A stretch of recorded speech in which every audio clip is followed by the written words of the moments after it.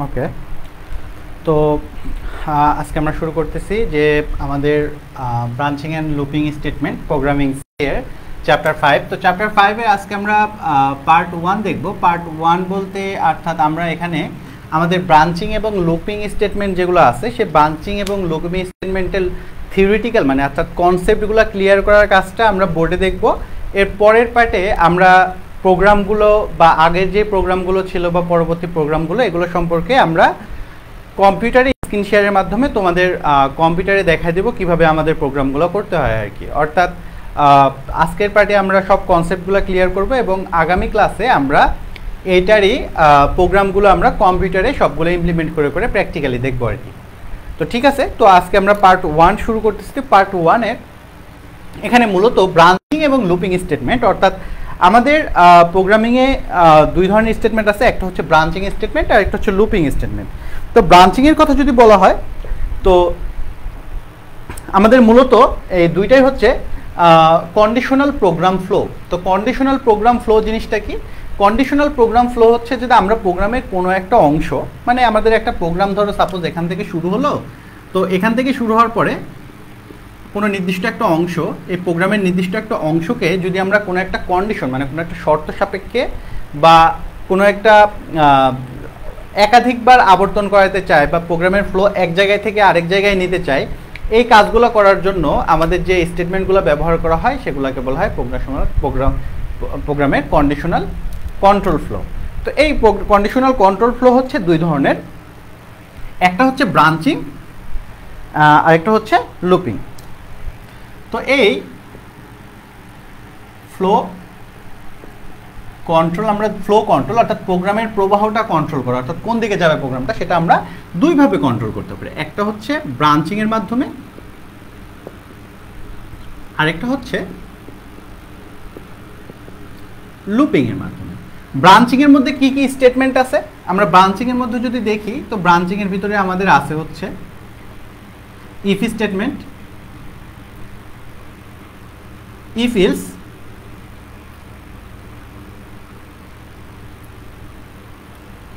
else if, ladder,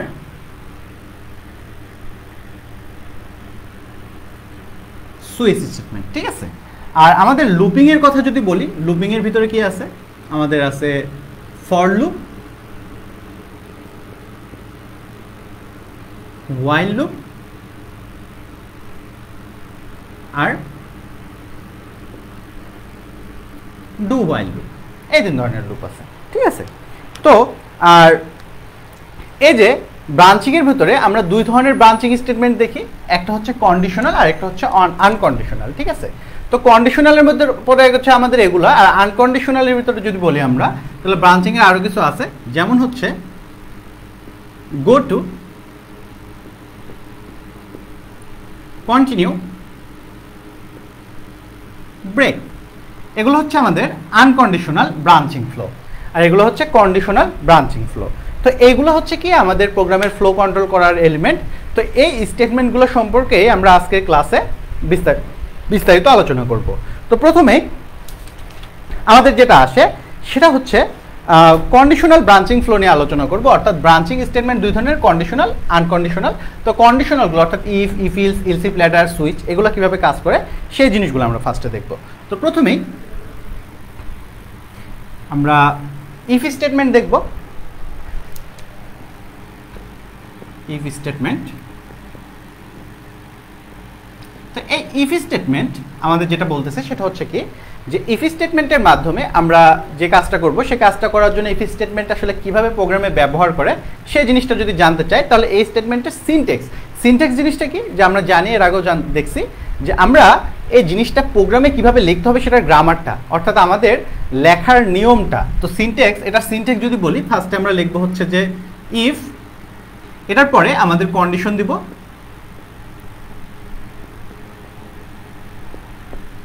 এরপরে এই কন্ডিশনের ভিতরে আমরা ব্র্যাকেট দিতেও পারি, নাও দিতে পারি, এর ভিতরে আমাদের স্টেটমেন্ট থাকবে। অর্থাৎ আমরা ইফ লিখবো, ইফ লেখার মানে আমরা প্রোগ্রাম বুঝবে যে আমাদের একটা কন্ডিশন আমরা এখানে দিতে যাচ্ছি, সেই কন্ডিশনটা আমরা এই ফার্স্ট ব্র্যাকেটের ভিতরে দিব, এরপরে আমরা এখানে ব্র্যাকেট দিয়ে অথবা ব্র্যাকেট ছাড়া, ব্র্যাকেট কখন দিব কখন দিব না আমাদের এই যে সেকেন্ড ব্র্যাকেটটা, এই ব্র্যাকেটটা আমরা যদি না দিই তাহলে আমরা এই ইফ লেখার পরে এখানে পরবর্তী যেই লাইনটা থাকবে সেই লাইনটা এই কন্ডিশনের সাপেক্ষে এক্সিকিউট হবে। আর আমরা যদি ব্র্যাকেট দিই তাহলে আমরা একাধিক লাইন, অর্থাৎ আমাদের 5, 7টা 10টা লাইন, সবগুলো লাইনকে যদি আমরা এই কন্ডিশনের সাপেক্ষে রাখতে চাই সেক্ষেত্রে আমরা ব্র্যাকেট দিতে হবে, এটা ম্যান্ডেটরি। অর্থাৎ আমরা বুঝতে পারলাম কি, যে আমাদের যদি এমন হয় যে আমাদের একটা মাত্র লাইন এই কন্ডিশন সাপেক্ষে আমাদের এক্সিকিউট করা লাগবে, তাহলে আমরা ইফ স্টেটমেন্টের সাথে ব্র্যাকেট নাও দিতে পারি, বাট একাধিক স্টেটমেন্ট যখন আমরা এক্সিকিউট করব তখন আমাদের অবশ্যই আমাদের এই ব্র্যাকেট দিতে হবে আর কি। ঠিক আছে, তো আমরা যদি একটা প্রোগ্রাম করি এই ইফ স্টেটমেন্টের মাধ্যমে, প্রোগ্রামগুলো যদি আমরা বললাম কম্পিউটারে করব, তারপরে বোঝার সুবিধাতে ছোট্ট একটা প্রোগ্রাম করব। প্রোগ্রামের শুধুমাত্র আমরা মেন অংশটুকু লিখবো, যে মেন ফাংশনের অংশটুকু লিখবো, বাকি অংশ লিখতেছি না, জাস্ট বোঝার সুবিধার্থে। তো এখানে যেটা হবে কি, আমরা সাপোজ একটা ভেরিয়েবল নিলাম এজ নামে, ঠিক আছে। তো এজ নামের এই ভেরিয়েবলটা আমরা করবো কি, এটা ইনপুট নিব। আমরা জানি ইনপুট নেওয়ার জন্য স্ক্যানএফ ফাংশন ব্যবহার করা হয়, এবং ইন্টিজার টাইপের যেহেতু ইনপুট নেওয়ার ক্ষেত্রে আমরা করবো কি %d দিব, এরপরে কমা এম্পারসেন্ট এজ। তাহলে এজটা ইনপুট নিলাম আমরা। এজটা ইনপুট নেওয়ার পরে আমরা যেটা করব সেটা হচ্ছে কি, আমরা এই ইফ স্টেটমেন্টের মাধ্যমে দেখব যে সে ভোট দেওয়ার জন্য যোগ্য কি যোগ্য না। তো ভোট দেওয়ার জন্য আমরা জানি কি 18 বছর হইতে হবে, 18 বছর হইলে সে ভোট দিতে পারবে, নইলে ভোট দিতে পারবে না। তো সেক্ষেত্রে আমরা যেটা করব সেটা হচ্ছে কি, আমরা ইফ লিখবো ফার্স্টে, ইফ এজ, অর্থাৎ যে এজটা আমরা ইনপুট দিলাম সেই এজটা দেখবো edge greater than or equal. আমরা যে রিলেশনাল অপারেটরগুলো পড়ছিলাম সেই রিলেশনাল অপারেটরগুলো এখানে ব্যবহার হচ্ছে, যে গ্রেটার দেন অর ইকুয়াল 18। এটার মানে বোঝাচ্ছে কি, যে আমাদের যে এজটা আমরা ইনপুট দিলাম সেই এজটা 18 থেকে বড় অথবা সমান কিনা। তো এটা যদি হয় তাহলে কি হবে, এখানে ট্রু রিটার্ন করবে, অর্থাৎ লজিক 1। তো লজিক 1 রিটার্ন করলে অর্থাৎ বোঝা যাচ্ছে কি, যে ইফ কন্ডিশন এটা যদি সত্য হয় তাহলে আমরা প্রিন্ট করব কি, প্রিন্ট করলাম printf you are eligible for vote। ঠিক আছে, তো এই যে আমরা প্রোগ্রামটুকু করলাম, দেখো এখানে আমরা এই যে ইফ স্টেটমেন্ট দিলাম, এখানে যদি কন্ডিশনটা যদি সত্য হয় তাহলে এই লাইনটা এক্সিকিউট হবে, আর এই কন্ডিশনটা যদি মিথ্যা হয় তাহলে কিন্তু এই লাইনটা এক্সিকিউট হবে না। তো এটাই হচ্ছে ইফ স্টেটমেন্টের বৈশিষ্ট্য। আরেকটা আমাদের ইফ স্টেটমেন্টের সাথে আরেকটা স্টেটমেন্ট আছে, আমরা পরবর্তী কন্ডিশনাল স্টেটমেন্ট, সেটা হচ্ছে কি ইফ ইলস স্টেটমেন্ট। সেটা হচ্ছে কি ইফ ইলস, এটার মানে বোঝাচ্ছে কি, যদি এই কন্ডিশনটা সত্য হয় তাহলে এটা এক্সিকিউট করবে, কন্ডিশনটা যদি মিথ্যা হয় তাহলে কি করবে। তাহলে এটার সিনট্যাক্সটা হচ্ছে, ফার্স্টে আমরা ইফ লিখব, এরপরে কন্ডিশন দিব, দেন তারপরে ইফ কন্ডিশনের স্টেটমেন্ট, আর তারপরে লিখব ইলস দিয়ে আরেকটা স্টেটমেন্ট লিখব। ঠিক আছে, অর্থাৎ এই কন্ডিশনটা সত্য হলে এই স্টেটমেন্টটা এক্সিকিউট করবে, আর এই কন্ডিশনটা যদি মিথ্যা হয় তাহলে এই কন্ডিশনটা এক্সিকিউট করবে না, না করে এই ইলসের ভিতরে যে কন্ডিশনটা থাকবে সেই কন্ডিশনটা এক্সিকিউট করবে। আমরা এই প্রোগ্রামের পরবর্তী অংশ যদি সেখানে অ্যাড করি, ধরো ইফ লিখে একটা কন্ডিশন দিলাম, তারপরে এই লাইনটা দিলাম, অর্থাৎ এই কন্ডিশনটা সত্য হলে এই লাইনটা এক্সিকিউট হবে, এটা আউটপুটে প্রিন্ট করবে you are eligible for vote. আর এটা যদি মিথ্যা হয় তাহলে আমরা ইলস লিখব, এবং ইলসের পরে আমরা প্রিন্টএফ দিব, printf you are not eligible for vote. ঠিক আছে, তো দেখো সাপোজ আমি যদি এখানে ইনপুট দিই সাপোজ 16, তাহলে কি হবে, এখানে কন্ডিশনটা চেক করবে, কন্ডিশনটা চেক করে কি হবে 0 হবে। তো কন্ডিশন চেক করে যখনই 0 হবে তখন সে এই লাইনটার এক্সিকিউট করবে না, না করে ইলসে আসবে। ইলসে আসার পর দেখবে যে ইলসে কি আছে, ইলসে একটা প্রিন্টএফ আছে, সেই প্রিন্টএফটা সে এক্সিকিউট করবে। আর এখানে আমি ইনপুট যদি দিই 20 বা 18, যেটাই দিই 18, সেটা কি করবে, কন্ডিশনটা যখন সত্য হবে তখন এই লাইনটা এক্সিকিউট করবে, ইলসের ভিতরে আর আসবে না। অর্থাৎ কন্ডিশন সত্য হলে এই লাইনটা, কন্ডিশন মিথ্যা হলে এই লাইনটা। অর্থাৎ কন্ডিশন সত্য হলে ইফের ভিতরে যে স্টেটমেন্ট আছে সেটাকে এক্সিকিউট করবে, আর কন্ডিশন মিথ্যা হলে ইলসের ভিতরে যে স্টেটমেন্ট আছে সেটাকে এক্সিকিউট করবে।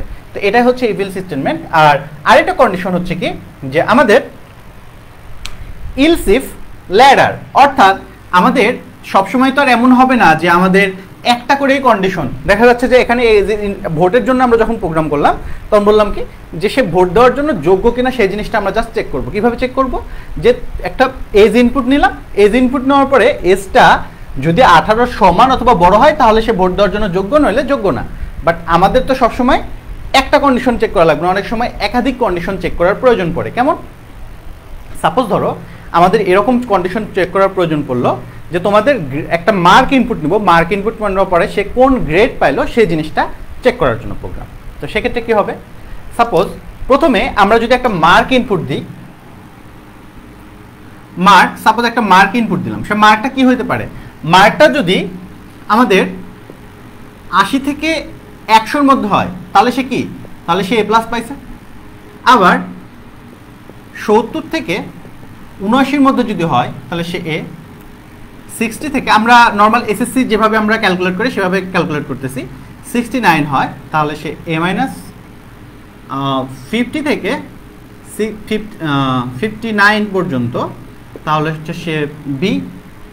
এভাবে 40 থেকে 49 পর্যন্ত হচ্ছে সি, এবং 33 থেকে 39 পর্যন্ত হচ্ছে ডি। আর তার নিচে হলে 0 থেকে 32 এর মধ্যে হলে এফ। দেখো আমাদের কতগুলো কন্ডিশন। আমরা প্রথমে কন্ডিশন চেক করব 80 থেকে 100-র মধ্যে কিনা, যদি হয় এ প্লাস, এটা যদি না হয় পরেরটা আসবে। 70 থেকে 79-এর মধ্যে কিনা, এটা যদি হয় তাহলে এ প্রিন্ট করবে, এটা যদি না হয় পরেরটা চেক করবে। তো এরকম করে অনেকগুলো কন্ডিশন যখন চেক করার প্রয়োজন পড়ে তখন শুধুমাত্র ইফ আর ইলসের মাধ্যমে আমরা ডিসিশন নিতে পারি না, তখন আমাদের একাধিক কন্ডিশন চেক করার জন্য আমাদের কি করা হয়? আমাদের তখন ইলস ইফ ল্যাডার ইউজ করা হয়। ইলস ইফ ল্যাডারটার সিনট্যাক্সটা কেমন আমরা যদি দেখি, দেখো ফার্স্টে আমরা ইফ দিব, দিয়ে একটা কন্ডিশন দিব, কন্ডিশন দেওয়ার পরে একটা স্টেটমেন্ট, তারপরে ইলস ইফ দিয়ে আরেকটা কন্ডিশন দিব, কন্ডিশন দেওয়ার পরে আরেকটা স্টেটমেন্ট, সেম ভাবে আরেকটা ইলস ইফ দিব। এভাবে আমাদের যতগুলো কন্ডিশন প্রয়োজন ততগুলো আমরা দিব, এরপরে ফাইনালি আমাদের ইলস দিব। অর্থাৎ দেখা যাচ্ছে যে প্রথমে দিলাম ইফ 80 থেকে 100-র মধ্যে কিনা, 70 থেকে, এরকম প্রত্যেকটা ইফ দেওয়ার পরে ফাইনালি ইলস দিলাম। সবগুলো যদি মিথ্যা হয় তার মানে হচ্ছে সে ফেল করছে, তারপরে আমরা লাস্টে ইলস অপশনটা দিব। এইভাবে আমাদের else if ladder function, ladder স্টেটমেন্টগুলো ইউজ করা হয় আর কি। তো প্রথমে আমাদের দেখতে হবে যে ইফ, তারপরে ইলস ইফ, তারপরে প্রত্যেকটা ইলস ইফের সাথে কন্ডিশন থাকবে, ফাইনাল ইলসের মধ্যে কোনো কন্ডিশন থাকবে না। সবগুলো কন্ডিশন যদি ভুল হয় তাহলে ইলসের মধ্যে আসবে এবং ইলসের স্টেটমেন্ট যেটা থাকবে সেটা এক্সিকিউট করবে। তো এটা হচ্ছে আমাদের ইলস ইফ ল্যাডার ফাংশন। তো এটা আমরা কম্পিউটারে যখন প্রোগ্রাম করব তখন আমরা এই প্রোগ্রামটা দেখবো আর কি, যে আমাদের কিভাবে গ্রেড নির্ণয় করা যায়। এরকম তোমাদের আরেকটা প্রোগ্রাম আছে যেটা পরীক্ষাতে আসার জন্য মতো ইম্পর্টেন্ট, সেটা হচ্ছে 3টা সংখ্যার মধ্যে বড় সংখ্যা নির্ণয়ের প্রোগ্রাম। তো 3টা সংখ্যার মধ্যে বড় সংখ্যা নির্ণয়ের জন্য আমরা কি করব? দেখো 3টা সংখ্যা ইনপুট নিব। আমরা কি করব? 3টা সংখ্যা, ধরো সাপোজ এ, বি এবং সি, এই 3টা সংখ্যা আমরা ইনপুট নিলাম। ইনপুট নেওয়ার পরে আমরা ফার্স্টে চেক করব কি এ বি এর থেকে এবং সি এর থেকে বড় কিনা। এটা যদি সত্য হয় তাহলে কি করব? তাহলে তো হয়ে গেল এই বড়। যদি এটা যদি মিথ্যা হয়, এই কন্ডিশনটা যদি মিথ্যা হয়, এ গ্রেটার দেন বি এবং সি, এটা সত্য কিনা। এটা যদি সত্য হয় তাহলে আমরা একটা স্টেটমেন্ট দিব, নাসাটা কভার করে দেবো বি গ্রেটার দেন এ এবং সি এর থেকে বড় কিনা, বি এ এবং সি এর থেকে বড় কিনা এটা চেক করবো। এটা যদি সত্য হয় তাহলে আমরা লিখবো বি বড়। এটাও যদি মিথ্যা হয়, এও বড় না বিও বড় না, তার মানে কি হবে? আমরা তারপরে ইলস লিখবো, ইলস লিখে লিখবো যে সি বড়। তো এইভাবে মূলত 3টা সংখ্যার মধ্যে বড় সংখ্যা নির্ণয়ের প্রোগ্রামটা আমরা করে থাকি। তো এই জিনিসটাও আমরা এই প্রোগ্রামটাও আমরা করব ইভিলসের মাধ্যমে। এরপরে সুইচ কেসের স্টেটমেন্টটা আমরা দেখে নিই। সুইচ কেসের প্রোগ্রামটাও আমরা কম্পিউটারে করব, জাস্ট স্টেটমেন্টটা আমরা একটু দেখে নিব। সেটা হচ্ছে কি, দেখো আমাদের সুইচ কেসে করা হচ্ছে কি,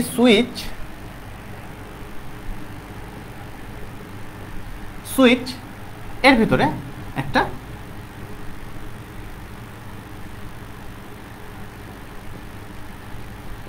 এক্সপ্রেশন থাকবে, ঠিক আছে।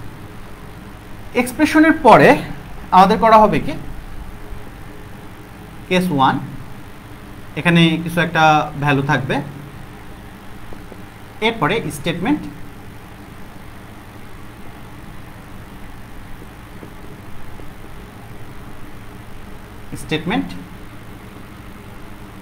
Break.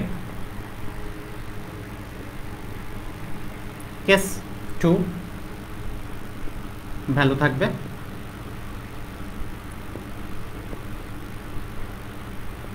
Statement break. Case 3 value থাকবে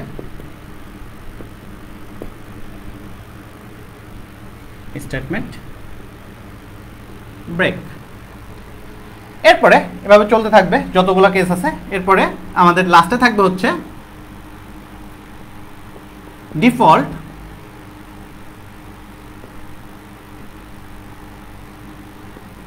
স্টেটমেন্ট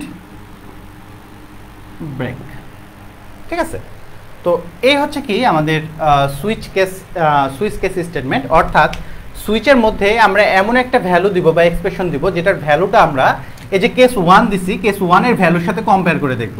এখানকার যে ভ্যালু থাকবে সেই ভ্যালুর সাথে যদি এই ভ্যালুটা মিলে যায় তাহলে এই কেস 1 এর ভিতরে যে স্টেটমেন্টটা আছে সেই স্টেটমেন্টটা এক্সিকিউট হবে এবং ব্রেক করে এই যে ব্লক আছে এই ব্লকের বাইরে মানে সুইচ ব্লকের বাইরে চলে আসবে, কাজ শেষ। যদি এই ভ্যালুটার সাথে না মিলে পরের ভ্যালুর সাথে কেস চেক করে দেখবে, কেস 2 এর ভ্যালুর সাথে চেক করে দেখবে এটার সাথে মিলে কিনা। এটার সাথে যদি মিলে তাহলে এটা কেস 2 এর ভিতরে যে স্টেটমেন্ট আছে সেটা এক্সিকিউট করবে এবং ব্রেক করে, অর্থাৎ ব্রেক মানে হচ্ছে ব্লকের বাইরে চলে আসা, সে ব্লকের বাইরে চলে আসবে। সেম ভাবে কেস 3 এর ভ্যালু চেক করবে, ভ্যালু চেক করে আমাদের কেস 3 ভ্যালু চেক করে সে স্টেটমেন্ট সেটা যদি সত্য হয় তাহলে স্টেটমেন্টটা এক্সিকিউট করে ব্রেক দিয়ে বের হয়ে আসবে। এভাবে সবগুলা কেস যদি ফলস করে অর্থাৎ কোনোটাই যদি না মিলে ফাইনালি ডিফল্টের মধ্যে যে স্টেটমেন্টটা থাকবে সেই স্টেটমেন্টটা এক্সিকিউট করবে এবং ব্রেক করে বের হয়ে আসবে আর কি। তো এটা হচ্ছে সুইচ কেসের স্টেটমেন্ট এক্সপ্রেশন অর্থাৎ সিনট্যাক্স, যে সুইচ কেস স্টেটমেন্ট কিভাবে কাজ করে। তো এটা আমরা প্রোগ্রাম করলে জিনিসটা আরো ভালোভাবে বুঝতে পারবো। তো তোমাদের বোর্ডে জিনিসগুলো দেখাই দিচ্ছি, যে আমাদের কম্পিউটারে যখন করব তখন তো বিষয়গুলো এভাবে বোঝানো একটু কঠিন হয়ে যাবে, তাই বোর্ডে জিনিসগুলো আমরা বুঝিয়ে নিচ্ছি। এরপরে আমাদের আরো কিছু স্টেটমেন্ট আছে, যেমন হচ্ছে যে আমাদের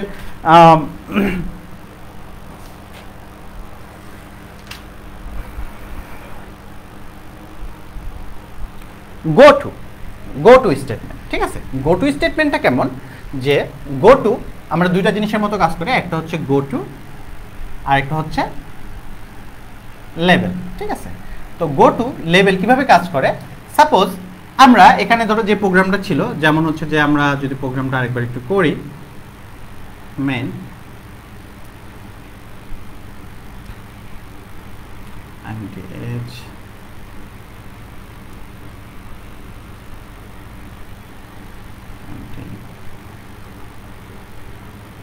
printf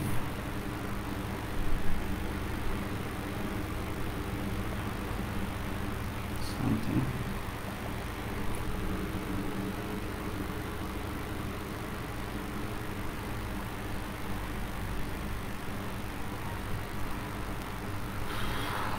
আচ্ছা, গো টু স্টেটমেন্টটা আমরা প্রোগ্রামে আমরা কম্পিউটারে করব, সেটাই তোমাদের জন্য ভালো হবে। তো এই গো টু স্টেটমেন্টের প্রোগ্রামটাও আমরা কম্পিউটারে করব। এরপরে আমি তোমাদের জাস্ট শুধুমাত্র দুইটা জিনিস দেখাই দেবো, দেখা দিয়ে তোমাদের কম্পিউটারে প্রোগ্রামের দিকে যাব আর কি। তহিদুল ইসলাম অন্তর, ওয়ালাইকুম আসসালাম ভাইয়া।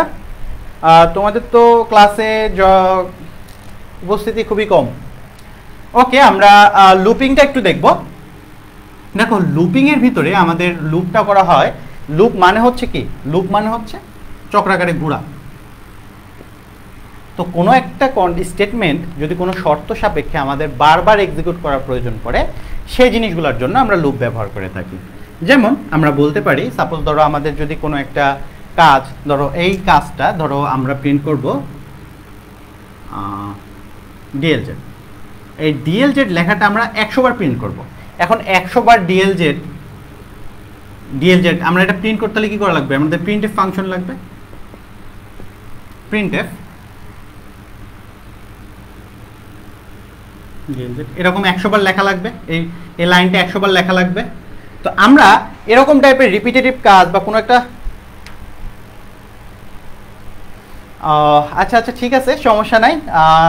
দেখো, তোমাদের বেশি কিছু দেখাই নাই, আর আমরা এটা প্রোগ্রাম কম্পিউটারের মাধ্যমে দেখব, তো প্যারা নাই। প্রোগ্রামিংয়ে মাথা নষ্ট করে দেয়। সমস্যা নাই, আস্তে আস্তে সব ক্লিয়ার হয়ে যাবে। প্রথমের দিকে একটু এমন লাগে, সমস্যা নাই। আশা করি আস্তে আস্তে সব কিছুই সহজ লাগতে শুরু করবে। আমরা কম্পিউটারে যখন প্রোগ্রামগুলো করে দেখাবো তখন বিষয়গুলো আরোই সহজ হয়ে যাবে আর কি। তো লুপের ভিতরে তো আমরা যখন কোনো একটা কাজ একাধিকবার করার প্রয়োজন পড়ে, তো সেক্ষেত্রে আমরা করি কি, লুপ ব্যবহার করি। তো লুপ দুই ধরনের, আমরা তিন ধরনের দেখলাম, ফর লুপ, হোয়াইল লুপ আর ডু হোয়াইল লুপ। তো ফার্স্টে আমরা ফর লুপটা দেখি। ফর লুপ, তো ফর লুপের সিনট্যাক্সটা কেমন হয় দেখো। ফার্স্টে আমরা লিখব ফর, এরপরে হচ্ছে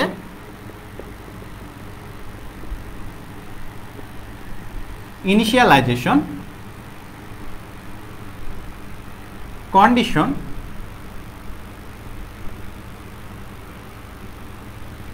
আপডেট ভ্যালু, এরপরে